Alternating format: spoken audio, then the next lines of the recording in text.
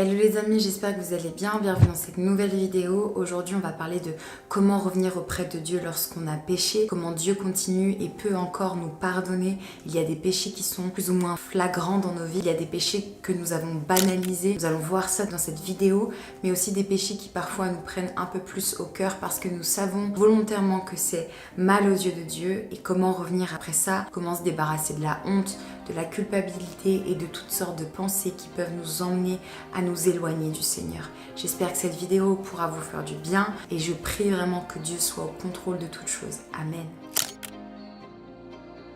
En fait, en réalité, on pêche tous les jours. C'est juste qu'on ne s'en rend parfois pas compte. Il y a des péchés que nous avons banalisés, par exemple le mensonge. Il y a Proverbe 12 au verset 22 qui nous parle du mensonge comme étant un péché. Il y a aussi les gros mots, ça c'est Jacques au chapitre 1. Il y a aussi la calomnie dans 1 Corinthiens 6 au verset 9. Et il y a beaucoup d'autres péchés que nous avons entre guillemets banalisés, comme s'il y avait des petits péchés ou des grands péchés. Je le dis souvent, il n'y a pas de plus grand péché que d'autres. Il y a un seul péché qui est impardonnable, c'est le blasphème contre le Saint-Esprit. Et pour ça, il faut connaître le Saint-Esprit et renier Dieu lui-même, ce qui quand même nécessite une certaine connaissance. Il y a certains péchés qui nous poussent dans une culpabilité plus grande que d'autres et il y a certains péchés qui sont plus durs à combattre que d'autres. Ça, c'est une vérité certaine. J'en parle souvent, il y a surtout les péchés qui sont liés à la sexualité, aux addictions et à toutes sortes d'autres choses. Romains 7 au verset 14 à 15 qui dit « Nous savons en effet que la loi est spirituelle, mais moi je suis charnel, vendu au péché, car je ne sais pas ce que je fais, je ne fais point ce que je veux et je fais ce que je hais. » Parfois, vous êtes tellement tenté et poussé au péché que vous craquez. Alors bien sûr, c'est à différents niveaux selon les personnes. Une personne qui saura reconnaître les temps, les esprits, qui saura être fort spirituellement dans le sens dans la prière, armé spirituellement, ne cédera pas sous la même pression que quelqu'un qui commence ou quelqu'un qui est faible, qui a déconnecté sa foi en ce moment. Mais le résultat sera le même. Il vous pousse au péché. Lorsque vous êtes tenté et que vous avez eu un énorme combat dans vos pensées, oui, non, vas-y pas. Il y a cet acte où vous passez au péché, donc là je parle notamment des addictions et de la sexualité, etc. Ce moment où vous avez péché et il y a cette lourde culpabilité et ces pensées qui viennent par la suite. Vous étiez dans une sorte de spirale, inondée de pensées et de mots dans votre tête qui vous disaient « Allez, vas-y, ça va te faire du bien, allez, vas-y, t'en as besoin ». Toutes sortes de pensées qui essayaient de vous convaincre que c'était bien, que c'était pas si grave de pécher. Et le après est terrible. Vous avez la culpabilité, la condamnation sur vos épaules qui arrive. La tristesse pour vous-même, la tristesse d'avoir déçu peut-être Dieu, d'avoir péché contre Dieu. Et il y a une foule de mauvaises pensées dans votre tête. Vous commencez à être dur avec vous-même. Tu l'as bien cherché, tu l'as mérité. T'avais qu'à être plus prudent, plus prudente. C'est ta faute si t'en es là. De toute façon, pourquoi Dieu continuerait à te pardonner? Tu n'arrêtes pas de lui demander pardon et tu retombes. C'est ce genre de pensées qui viennent dans votre tête. Et c'est là où Dieu intervient. C'est dans ces moments-là, dans ces foules de pensées, que la main du Seigneur vient se poser sur votre tête pour vous dire « Ma fille, mon fils, ça va aller. »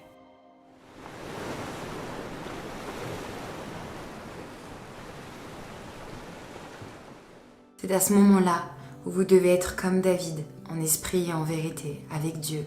Et même avant, mais si vous êtes tombé dans le péché, il est précisément là le moment où vous devez dire « Oui Seigneur, j'ai péché contre toi. Oui Seigneur, j'ai fait quelque chose qui n'est pas bien à tes yeux. Oui Seigneur, ça risque de t'affecter et d'affecter notre relation. » Et il y a ce merveilleux psaume qui vient et qui réconforte nos âmes accablées.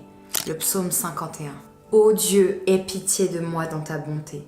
Selon ta grande miséricorde, efface mes transgressions. Lave-moi complètement de mon iniquité et purifie-moi de mon péché. Car je reconnais mes transgressions et mon péché est constamment devant moi. J'ai péché contre toi seul. » Et vous pourrez lire la suite du psaume. Ce psaume, c'est David qui crie à Dieu parce qu'il sait qu'il a péché. David qui connaissait Dieu, qui avait goûté au Seigneur, qui chantait des louanges et des psaumes, savait que ce qu'il avait commis était mal. Sa chair avait pris le dessus. Sa partie humaine était devenue supérieure à l'adoration et à la foi qu'il avait. Et il écrit ce psaume en disant « Ne te détourne pas de moi. Relève-moi, Seigneur. Ramène-moi dans ta sainteté. Ne me retire pas ton Esprit Saint, parce que j'ai péché contre toi seul et je le reconnais, Seigneur. » Il y a aussi une forme de condamnation où le diable vient vous condamner. Mais il y a ce merveilleux verset dans Romains 8:1 qui dit « Il a pris le poids de notre condamnation. » Mes amis, avec Jésus, il n'y a plus de condamnation. Je ne sais pas si vous imaginez ce que le sacrifice de Jésus représente. Et alors que Pâques arrive, j'aimerais qu'on médite tous sur ça. Sa mort, son sang, sa résurrection m'a offert la grâce. Et nous étions vendus, condamnés au péché. Nous étions condamnés à vivre sous la domination du péché.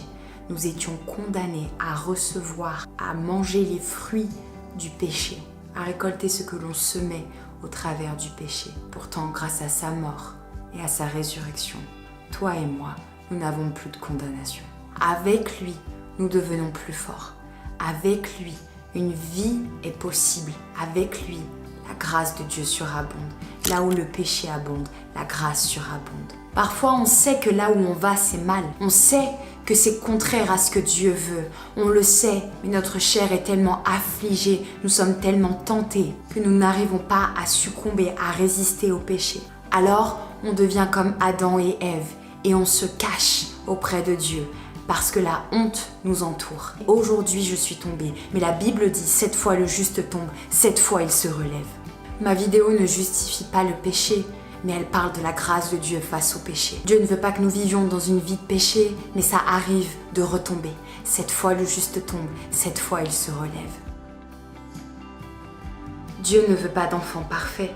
Il sait que sans lui, nous ne pouvons pas être parfaits. C'est seulement en nous appuyant sur lui, en nous appuyant sur sa grâce, que nous pouvons tendre à cette perfection. Et c'est là où prend le sens profond de ce verset.